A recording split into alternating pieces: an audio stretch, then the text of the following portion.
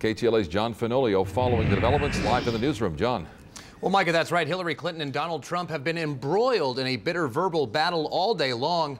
Today's blistering attacks offer a preview of the sparring we'll see in the final stretch of this election.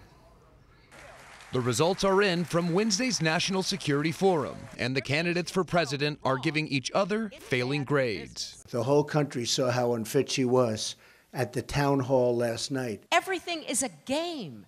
It's like he's living in his own celebrity reality TV program. Donald Trump attended an education roundtable in Cleveland, spending much of his time blasting Hillary Clinton's email scandal. Every time she talks about the subject, it's different.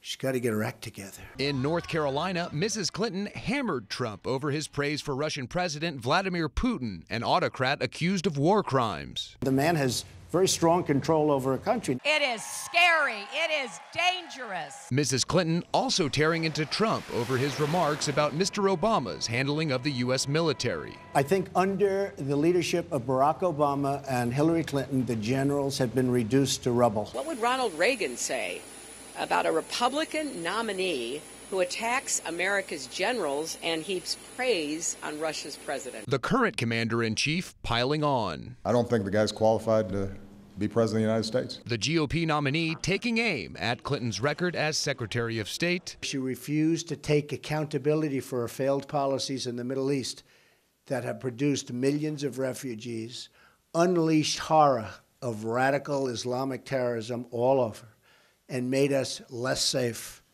than ever before.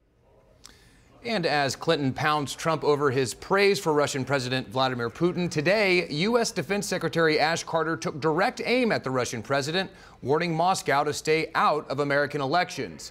The FBI is currently investigating whether Russia hacked into Democratic National Committee computer systems. Micah? And John, an embarrassing moment for another presidential candidate today as well. Right. Well, that would be Libertarian candidate Governor Gary Johnson. In an interview with MSNBC's Morning Joe, Johnson was asked about the civil war in Syria. Now, the city of Aleppo was once Syria's largest city. It is now the epicenter of a worsening humanitarian crisis that has contributed to the largest mass migration of refugees since World War II. Take a look. What would you do if you were elected about Aleppo? About Aleppo. And what is Aleppo? You're kidding. No. Aleppo is in Syria.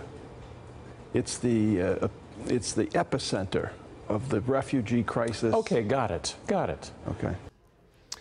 Now, Johnson later issued a statement saying he does understand the Syrian conflict, that he talks about it daily. He said he's human and made a mistake. A jaw-dropping gaffe, no less. There was a chemical gas attack on the civilians in Aleppo just this week, believed to be carried out by forces of Syrian President Bashar al-Assad, backed by Russian air power. Micah? John Fenolio in the newsroom. Thank you. LA County